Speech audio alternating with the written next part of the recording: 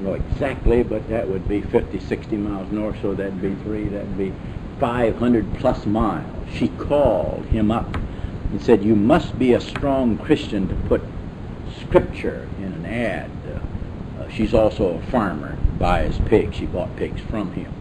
And they talked 2 or 3 times. So she called 20 minutes, he called her 30 minutes. He said, I'm coming to the meeting.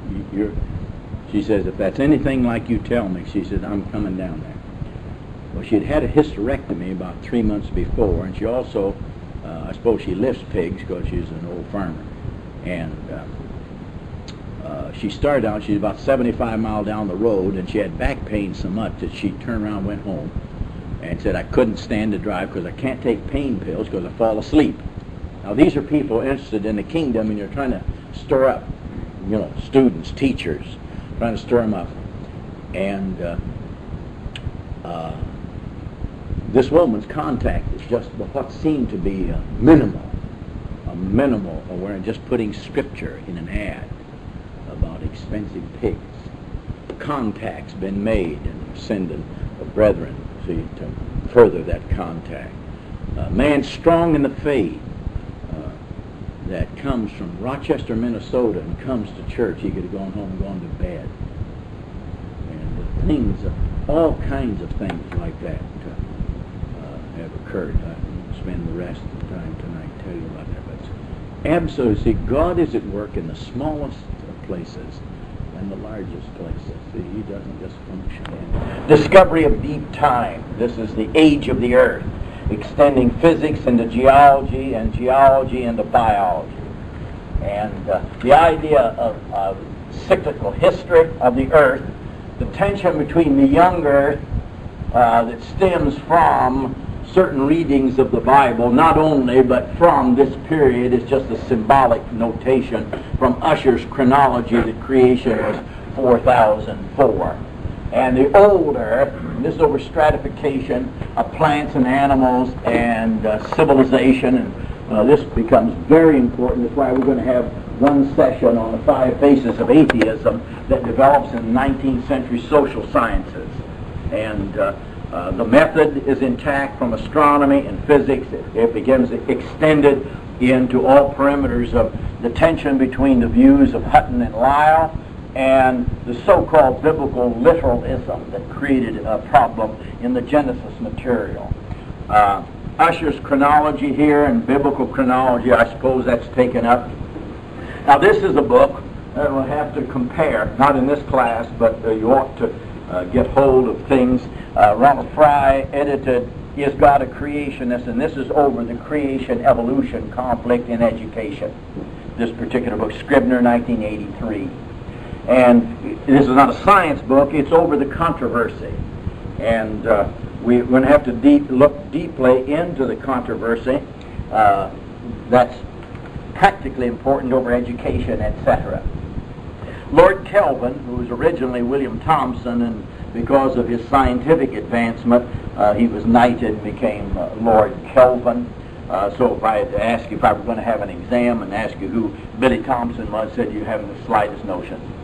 Well, that's old Lord Kelvin. See, I knew you'd have a slight notion then.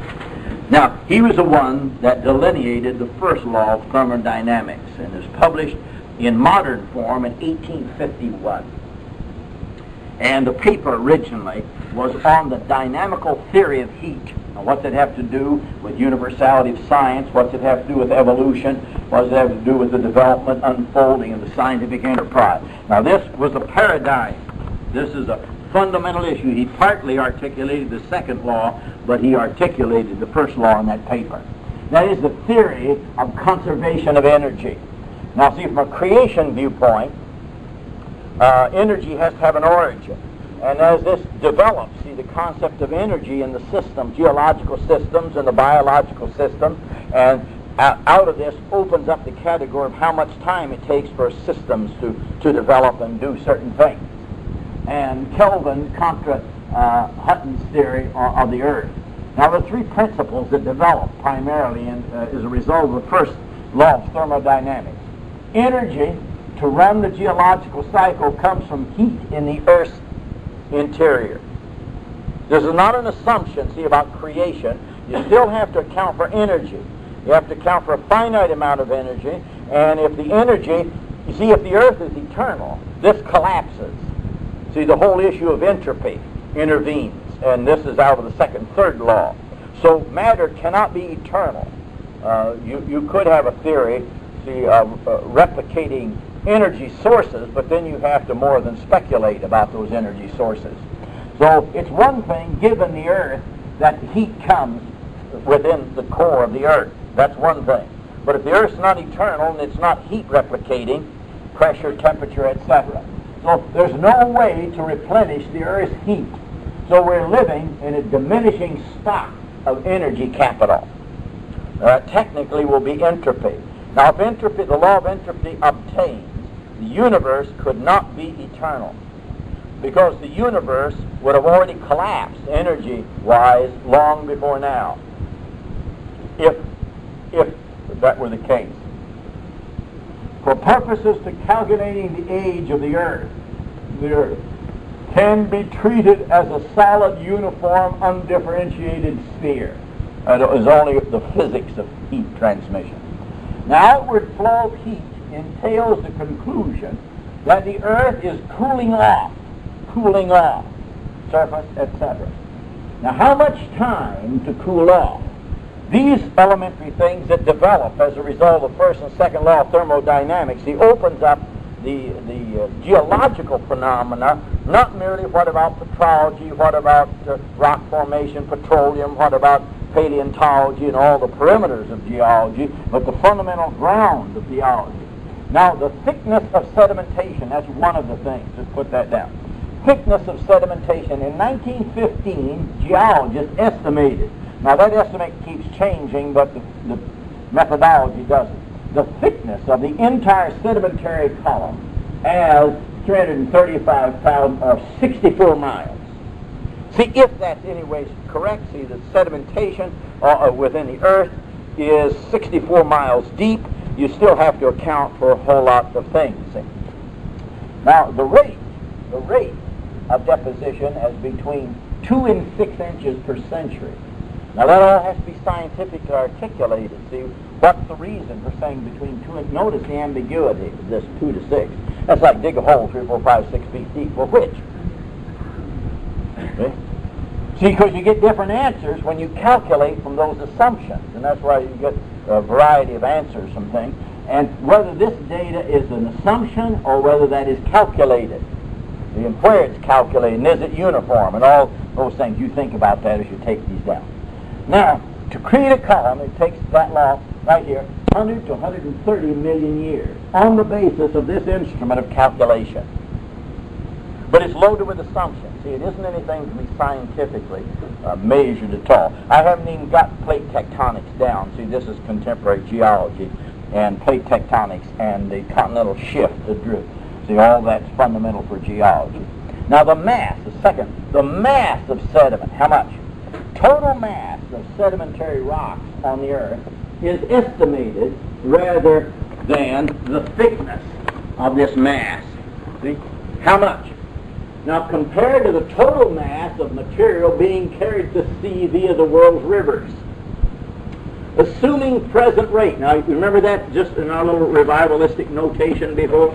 Assuming that the physics of transmission remains the same. You have to assume that. See, there's no way to prove that.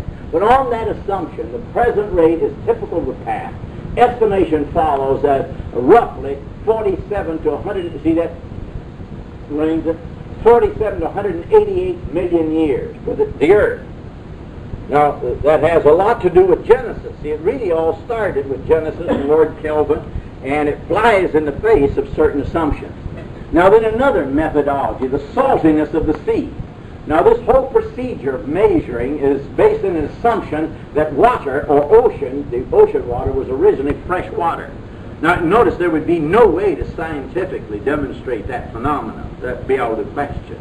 Well, all origin claims are out of the question, particularly beyond comprehension. Now, the origin of your T-shirt, see, is, that's something else. But when you're dealing with something you can't get, it's all based in a worldview that you deduce certain things from those assumptions.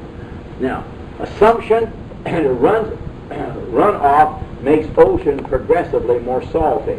Now, first of all, you can't show these two assumptions that are based in this, see, that you can't prove. So you're deducing, you're getting consequence from those assumptions.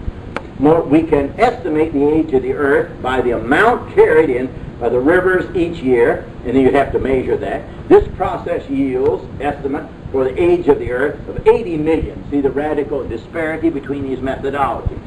So good scientific method, they'll average them up, but notice that no one's ever observed the average of anything. That is not empiricism. See, the average is never observed by anybody. So, the Earth, in 19th, 20th century geology, thermodynamics, the problem is time and physical processes. These are just simple little statements from Lord Kelvin's first law of thermodynamics.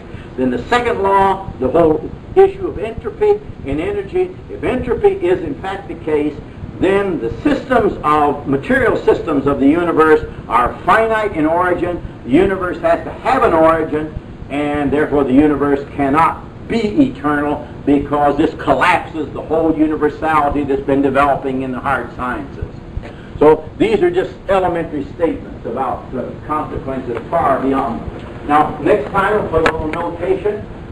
After we turn into the 20th century, the 19th century, now think of this.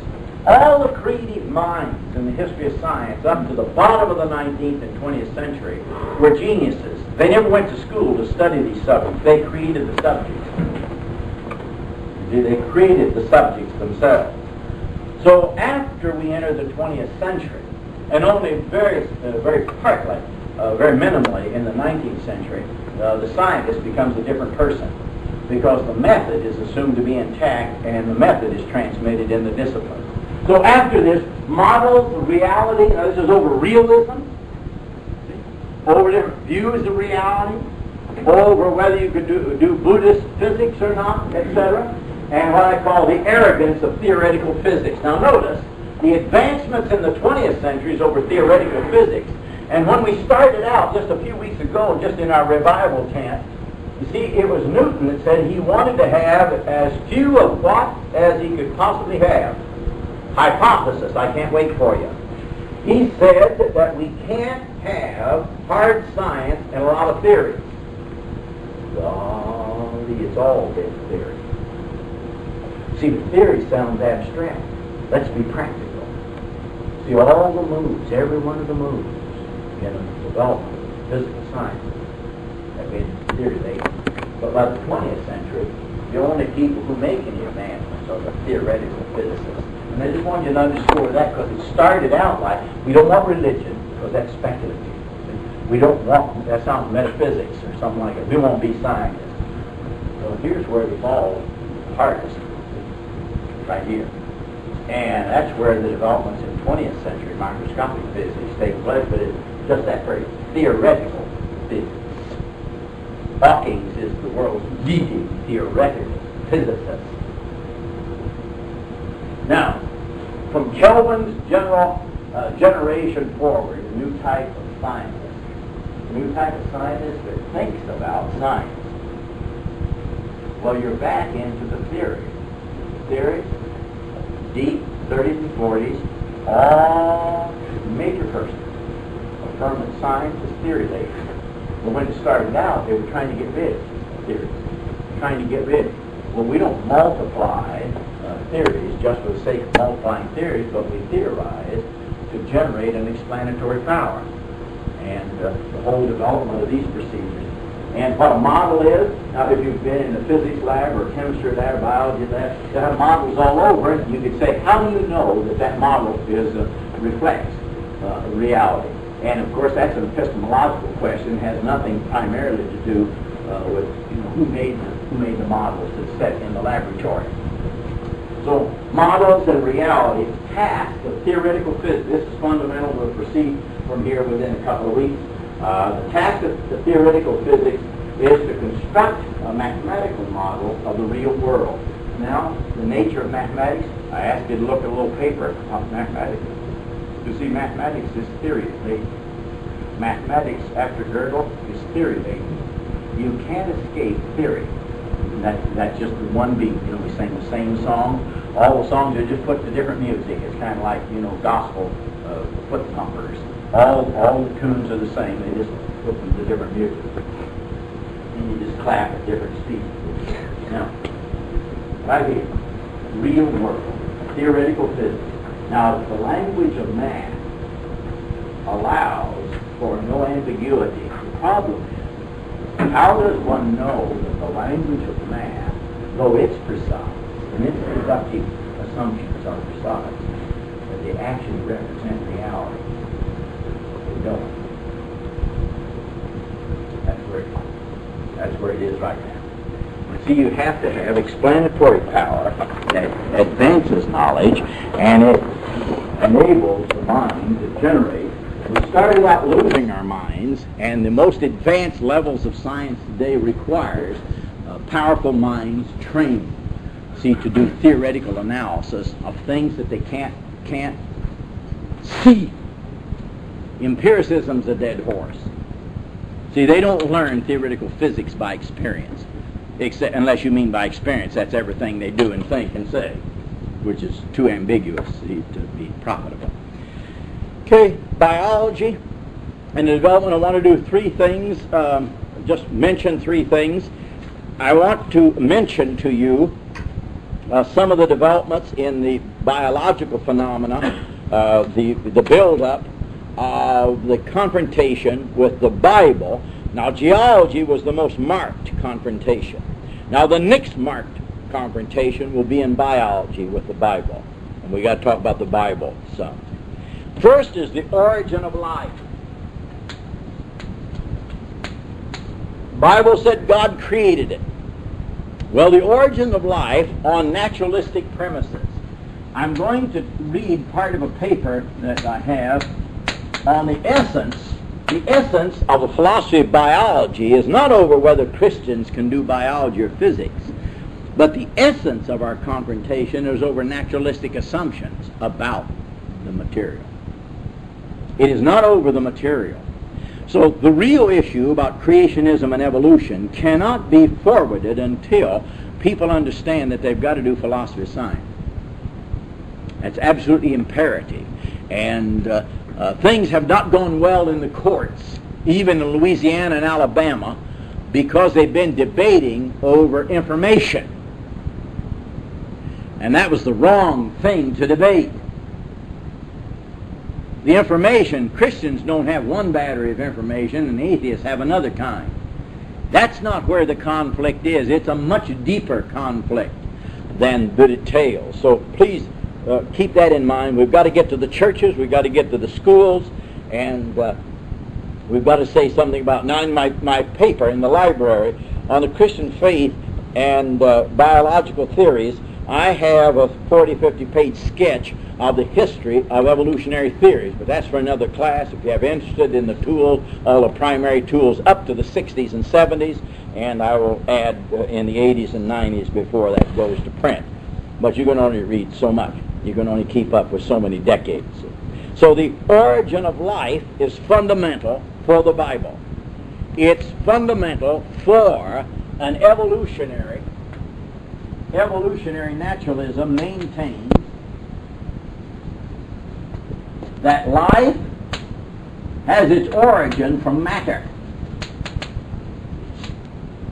It's not just evolution. Even B.B. Warfield said if you'd be careful about defining evolution, he would be one. See, because clearly there's been change in the world. You know, it depends on what you're talking about when you say evolution. But evolution is a naturalistic, materialistic view of the origin of every perimeter of reality. That the church and the Bible will not tolerate. Must not. The church must not and the Bible will not. But if you mean change, but I never use the word evolution except in its ultimate metaphysical sense. So clearly things have changed. They've evolved in that sense. That's just the verb form, see, just means to unroll. Well, if that's what you mean, there's evolution, if that's all you meant by it. Because certainly things have unrolled. But we must be on guard that not to use the words carelessly. But the origin of life, the Bible says that God, reasonable person, I'll just put here, RP, reasonable person, is the creative origin of life. Now, if that is rejected, you have two broad options logically left. One, this. You have this, that matter is eternal, and matter has evolved life. And life is nothing more than biochemistry.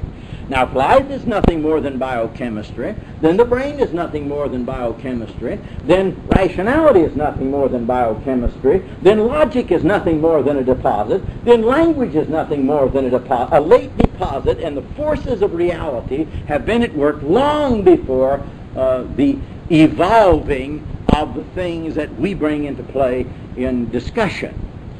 Long before the discussion. So matter has evolved life, therefore life is different only in degree. Life is not an ontology like here, right here. Dualism, now I don't mean a metaphysical dualism like the East, but there is a Christian dualism. See, God is not matter. God is not material in any biblical sense. So this is, from a human viewpoint, the mind-body problem. Is the mind reducible to an element of the body? See, if the mind is the brain, you see what that problem is? If the mind is nothing more than the brain, then the brain is a machine. Then man's a machine.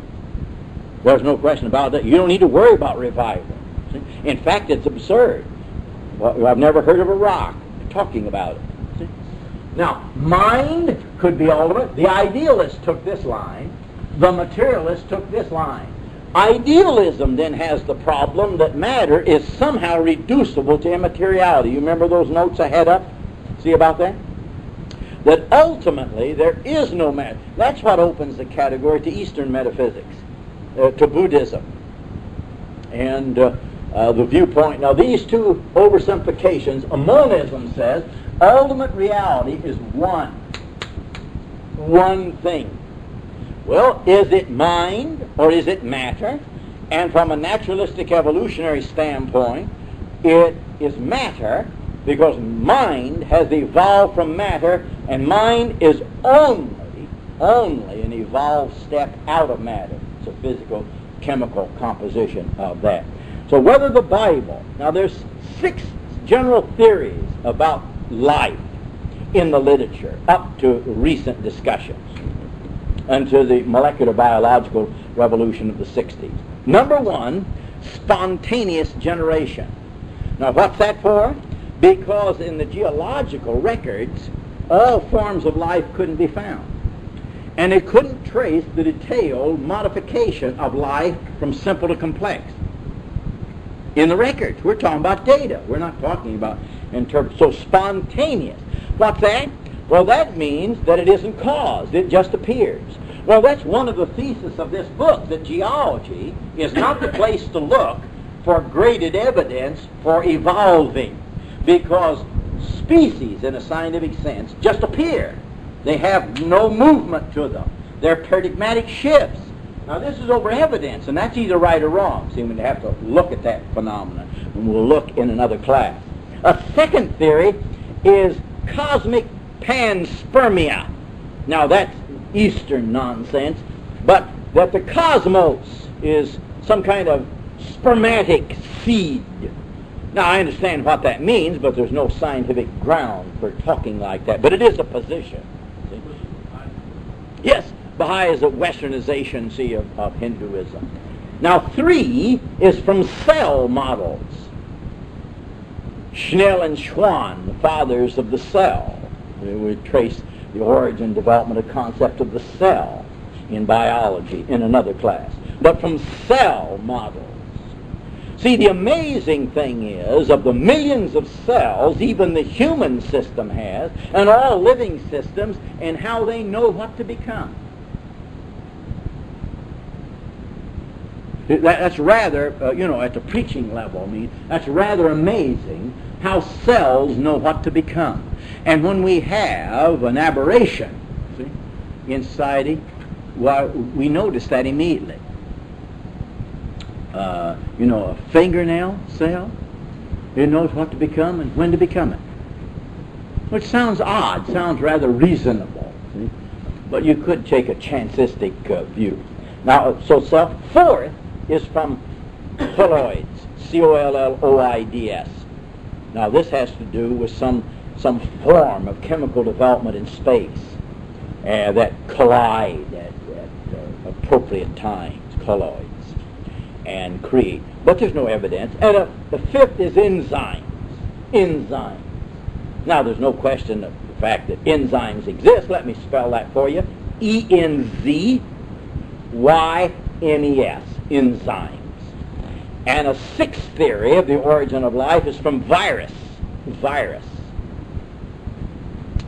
Now, life has many of these elements in them, but to assume that life can be accounted for, each is some form of reductionism.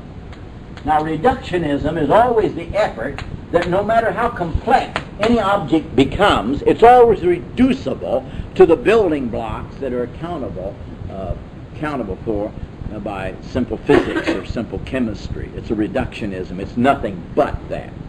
So there are six things, just quickly, in the history of discussion of the theories of life. In fact, these positions were the first book I read, O-A, and let me spell the man's name, capital O-P-A-R-I-N, Russian biochemist, first published in 1938. I didn't read it in 1938, but it was published in 1938. The Origins of Life. And it was the first Russian or Marxist effort to explain mechanistically, mechanically, the origin of life. And those theories, those six theories, come out of that book. It's the first one translated into English from Russia on the explanation. And at that very hour, the Yushchenko crisis was everywhere. Genetics in Russia was stymied because they were assuming an ideological view that wouldn't allow them to do research, because the research showed up the fallacy of their ideology. And this book was written in that context, trying to defend the ideology. Now, the origin of life, that's just a problem. I don't mean that we have settled chemically and physically a discussion of the nature of life merely because we believe life comes from God. But you have that matter could be eternal here, or life could be eternal. See, that is a live option. See, these are very simple gradations of possibilities. Matter is eternal, life is eternal, and that's where you get this panpsychism. See, everything that's alive in the universe is eternal, but that doesn't account for the origin, and it breaks down in explanation of the energy system. See, all of them break down over the first and second laws of thermodynamics. All over entropy. See, it doesn't make any difference whether it's physics or geology or astronomy. We have to account for the origin and the finitude of energy supplies. And all the most advanced would make sense under a Christian reading. I didn't say that proved a Christian reading. I said it made sense under a Christian reading. And that's a very important thing. If it didn't make sense and we believed it, that would make sense, nonsense out of faith. Now, another dimension of the issue is the nature of life. Two is the nature of man. Now, that develops in anthropology. Now, the Bible said man was created in the image of God. Well, that's hardly an appropriate paper title at the International Gathering of Biologists.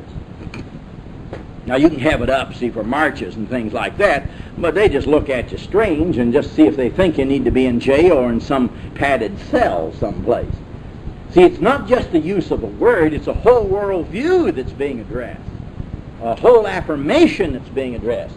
What is the nature of man? Now, the fundamental problem in the 19th century, the fundamental problem, was not the Restoration heritage, or whether to have a harmonica in service or not, or a backhanded banjo or swinette or any of those things. But the judgment is what is the origin of man, and the judgment of 19th century biological sciences says it's the total product of nature. Total project. So man was brought under an evolutionary evaluation through physiology, anatomy, histology, all component building blocks of man that would be studied at medical school.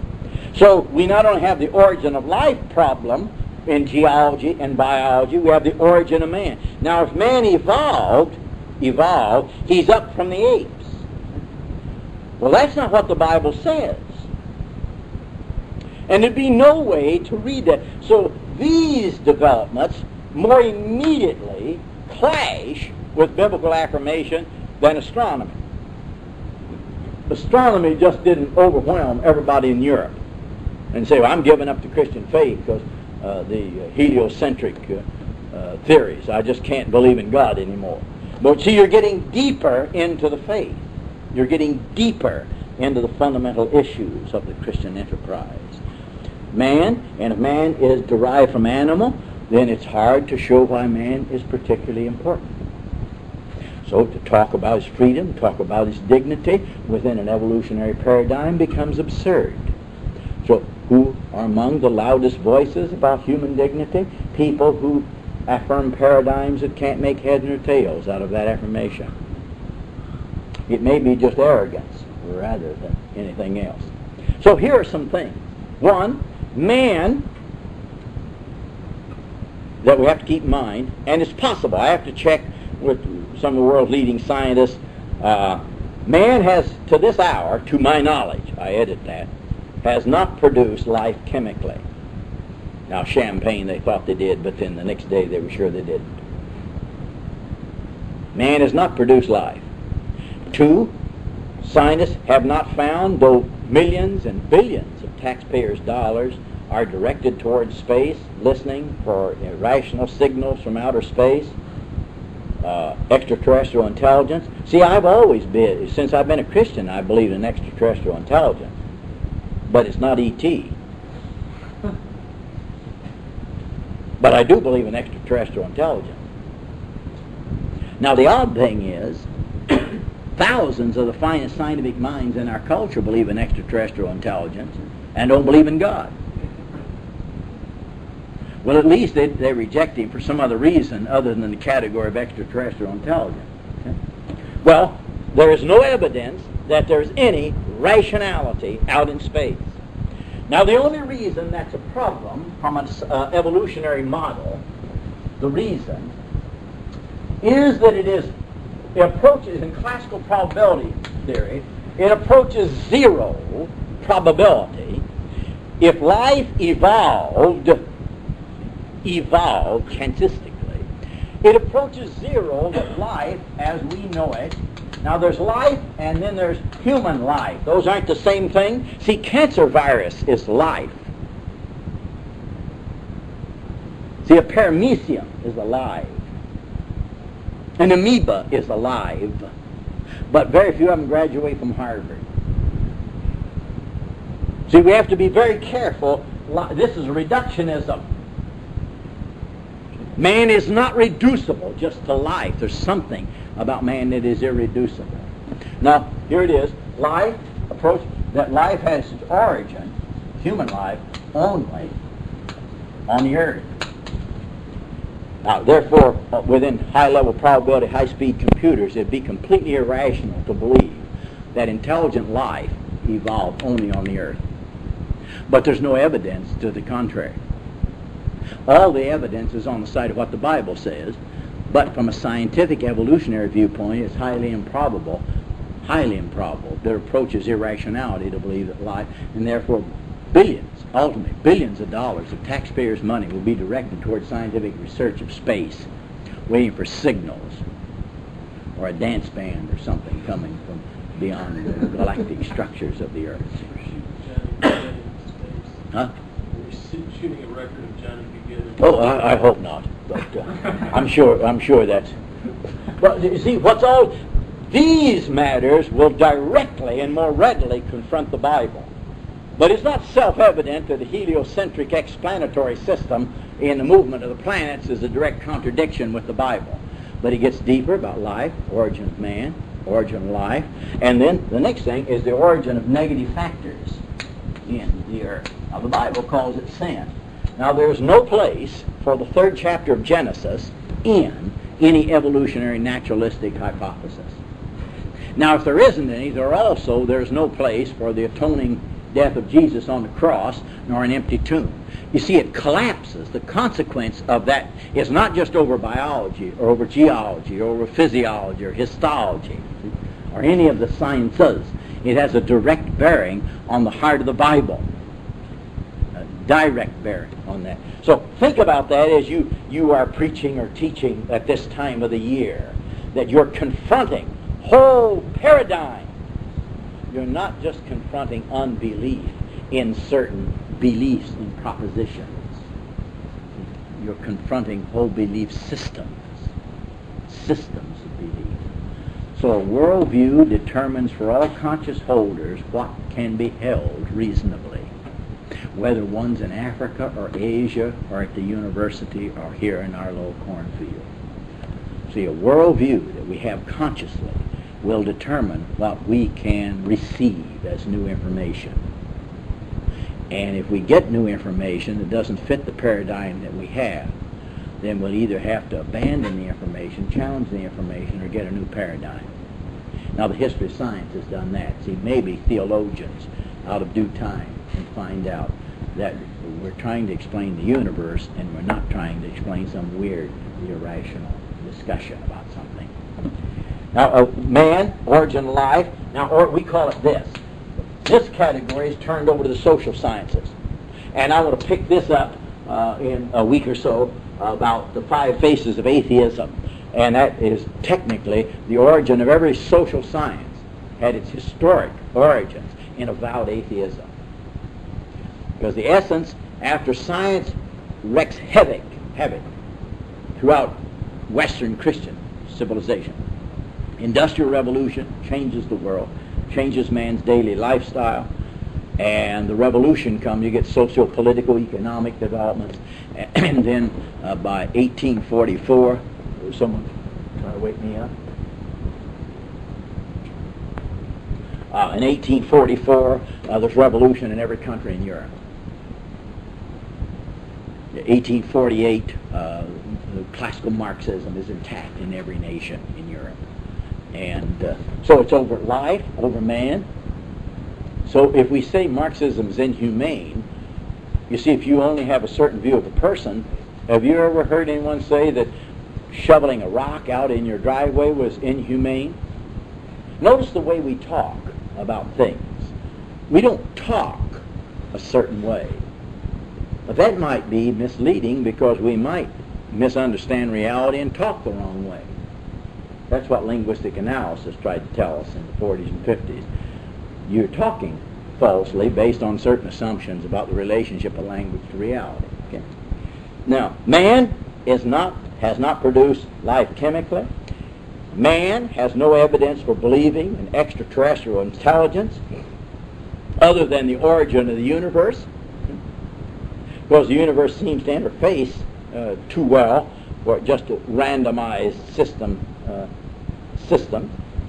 Now, unless a Christian is an anti-Christian, it cannot be denied that the most satisfactory explanation to date is that life is the creation of a living God. See, that doesn't sound very reasonable at the university, but what are the options? Well, the options are a molecular biological evolution, a physical evolution, whatever. Life has to have its origin from matter. From what matter? Well, from an evolutionary viewpoint, you see, you only had simple particles, simple molecules, and life isn't made up of simple molecules. The things that life is made up of, see, are highly unstable. Think of this. The hydrogen atom is produced in the surface of our sun, though there are millions of suns. Not just Earth's sun. The only place that hydrogen is produced is in the surface of the sun, and its lifespan is something like 1/34 millionth of a second. If that's true, you can't even account for the origin of the simplest building block, because unless the sun is eternal, which it is not, see the entropy, You can't account for the heat and pressure to account for the origin of the hydrogen atom in the only object that produces anything resembling an origin statement. And then it produces that phenomena, simple, stable phenomena that is only a computer blip. Well, that's hardly rational ground for believing that accounts for the origins of the building blocks of matter. And that's the simplest one. And they're stable, highly unstable, highly complex one down in the bottom quarter. Now think of those things. That Christianity has a lot of work to do, and it's over. I go to Bible college to study the Bible. I don't go to study these other things, but we've lost the audience in the West because too many people have forgotten that the Bible is not listened to by most people. And if we want people to give attention to it, we're going to have to give them reasons why they should pay attention again, because we've had 200 years of history, a little bit at a time. See, it's like that camel, sticking his nose in a tent. He just wants to warm his nose, but as soon as he gets his neck in, he's going to boot you out. That's right. Just a little bit at a time. What's always harmless? Well, we don't want to be too stiff-necked about this. Just a little bit at a time, and by the time they run it, you were trying to be nice, and they throw you out. So we have to be careful about what it is and who it is we're nice to. So many folk that you and I know will not have any problem because it's such a limited range of niceness that they don't have to worry so much about that. Now, the fundamental issue of the clash between the Bible and science has been over evolution. It has not been, except astronomical theory becomes evolutionary. It has not been over the developments of the law of gravity. They didn't say down with the law of gravity because it seems to remove God. But when it comes to geology, direct confrontation with the Bible, immediate perceivable content, and biology, another immediate confrontation with. And then anthropology will do, cultural and physical anthropology will come in the same way. It will have direct, immediate bearing. So once we lose the first 3 chapters of Genesis, see, that's why the theologians will say, well, this is a myth. And the 11th chapter, but at chapter 12, see, Eblon, we have archaeological data from Abraham, but we don't have any such data. What we have here are creation myths that contain things like arks. The data that's in the first, and they've got towers of Babel. In fact, the Babylonian, there's ziggurat. I have no doubt the Babylonian ziggurat is this tower at all. There's no other data that it's anything else than that. So, you see, back here, we do not have what? We do not have data. Data. Data. From Genesis 12, we have data. Does that mean this is not history? No, it means that it is not available to the tools that we possess. See, this is all origin material. Origin of matter, origin of man, origin of sin, origin of language, origin of institutions, origins of disorder. See, the first 11 chapters of Genesis is origin material. All origin. Disunity. How would one get at God disrupts humanity's efforts to rebel against him by creating multiplying languages? Couldn't. I never did try to tell anybody I could prove that. It'd be absurd. First 11 chapters of Genesis isn't myth, it isn't saga, but it is a special category of origin declarations. That's not the same thing as we have from the 12th chapter forward. See, from Gunkel forward, the first 11 chapters of Genesis, I discussed this in the Foundations of Biblical Theology class. So if you want to look at the paper on Gunkel, Gunkel says the first 11 chapters of Genesis is myth because all history deals with historically available data. Now that's a myth also. But see, people like Gunkel would say things like that. And he would say that history is in prose, and half of the first 11 chapters of Genesis in Hebrew is a poetic meter. As a matter of fact, I remember all about this. In 1954, when the Revised Standard Old Testament came out, I remember strokes just happened all around me. I didn't have any. But they had strokes because the book of Genesis was in poetry. It said, I knew those liberals were doing it. But see, they were liberal, but that wasn't why they were doing it. They were doing it because of the meter of the Hebrew, and the conservatives didn't seem to know enough Hebrew to know that there was a different meter to poetry and prose. But see, it isn't true that poetry can't tell the truth. That's a myth. It is a myth that only prose tells the truth, because I know a lot of error in prose.